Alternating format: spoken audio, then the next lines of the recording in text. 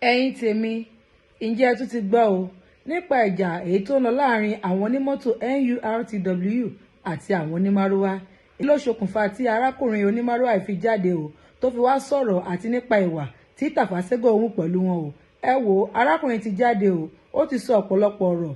ẹ jájọ gbọ́ láti ẹnu arákùnrin onímárúwá yìí bó ṣe ń yànnàná àwọn ọ̀rọ̀ àti àwọn ìwà tí Tafa Sego hù pẹ̀lú wọn. Ẹ káàárọ̀ nílé lóko gbogbo ẹ̀yin ọmọ Nàìjíríà lápapọ̀. Ẹ káàárọ̀ gbogbo ẹ̀yin òṣìṣẹ́ onímárúwá káàkiri gbogbo Nàìjíríà, káàkiri gbogbo ìpínlẹ̀ Èkó. Orúkọ mi ni Kọ́mi Olúwafẹ́mi Ọládìméjì. Èmi náà jẹ́ lára àwọn òṣìṣẹ́ onímárúwá. Ó ti ṣe ẹ́písòdù kan nípa ìwà tí Alhaji Mustapha Adékúnlé Sego tó jẹ́ ọ̀gá àwọn onímọ́tò ìyàtọ̀ fi jẹ àwọn onímárúwá. Mi ò wá tí mo wá tí wá kúrò lórí yẹn àkíyèsí ni wọ́n bẹ̀ pé èyí onímárúwá sí ní eléyìí tí mo fẹ́ ṣe. Àwọn Yorùbá máa ń sọ̀rọ̀ kan, wọ́n máa ń ní tí èèyàn bá máa jẹ́ òṣàkà kéèyàn jẹ́ òṣàkà, tí àwọn ọdẹ máa jẹ́ òṣùkù kó jẹ́ òṣùkù. Àwọn Yorùbá náà tún pa òwe, wọ́n ní tí paramọ́lẹ̀ bá ń lọ tí sèbè tẹ̀lé, tí ọká ń lọ tí wàá mú ìjó tó kù tó tẹ̀lé ká ló fẹ́ dúró. Owó ọ̀rọ̀ tí mo sọ yẹn gbogbo ẹ̀yin zona chairman mo fi báwí àti gbogbo ẹ̀yin ẹgbẹ́ onímárúwá lápapọ̀. Gbogbo àlà ń gbọ́ awuyewuye bí gbogbo ọ̀rọ̀ yìí bó ṣe ń lọ. Kò sí nǹkan tó dàbí freedom, kò sí kíni, kò sí nǹkan tó dàbí freedom. A ti ní freedom. Lagos state government ní ká lọ bẹ̀rẹ̀ iṣẹ́. Ẹ jẹ́ ká gbárùkù ti àwọn alàgbà àtàwọn bàbá tó ja ìjà yìí. Ẹ má sàsẹ́yìn, ẹ má ṣọ̀ṣàkà ṣoṣoko mọ́, ẹ má sàsẹ́yìn. A ti ní freedom. Ẹ yẹ ká jọ jàjà yìí tán. Èèyàn kí fíbẹ̀rù balágbára lò, èèyàn kí ṣe kí ni wọ́n fíbẹ̀rù balágbára lò. Ní wọ́n lẹ́sẹ̀ bóyá ẹ̀rù pé wọ́n tún máa gbaṣẹ́ yín àbọ̀ máa léyìn dànù ló ń bà yín lẹ́rù. Ẹ jọ mo fẹ́ bèrè kankan lẹ́yìn ọwọ́ ẹ̀yìn zona chairman yẹn. Láti ìgbà tí wọ́n ti dissolve yín, wọ́n ti kó àwọn onímọ́tò síbẹ̀. Ṣé bẹ́ẹ̀ yín rówó lẹ ṣe ń rówó ni? Ṣé bí ò pa yín ni? Ẹ sì rò máa dín yín náà. Ẹ̀yin náà náà yọ ọkọ̀ báwọn kan náà ṣe náà yọ ọkọ̀ báwa yìí báyé náà yọ ọkọ̀. Láti 1 year and 3 months sí wọ́n ti gba gbogbo ẹ̀. Àwa náà náà yọ ọkọ̀ náà. Mo bẹ̀ yín, mo rọ̀ yín ni. Gbogbo ẹ̀yin zona chairman àti ẹ̀yin zona exco àti ẹ̀yin ẹgbẹ́ onímárúwá lápapọ̀. A ti gbòmìnira. There is nothing like freedom. Ẹ jẹ́ ká jẹ́ gbárùkù táwọn bàbá yẹn ká máa bá ti wá lọ.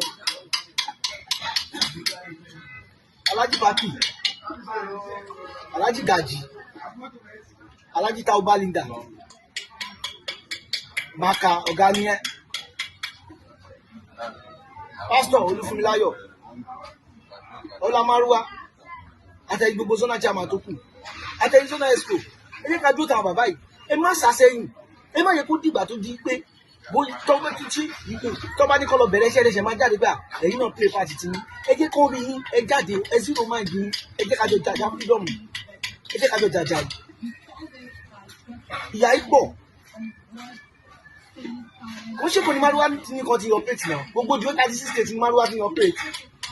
Gbogbo south west ní márúwá ti ní operate. Ogun state márúwá sí lọ́dà national union. Ọ̀yọ́ state wọn sí lọ́dà national union. Wọ́n náà ṣe ṣàmọ́ náà olùdarí tó darí wọn náà tó dẹ̀ lọ peacefully. Ondo state àwọn onímọ̀lúwà wà ń bẹ̀. Gbogbo di ó south west ní onímọ̀lúwà wà. Wọ́n sí lọ́dà national union náà.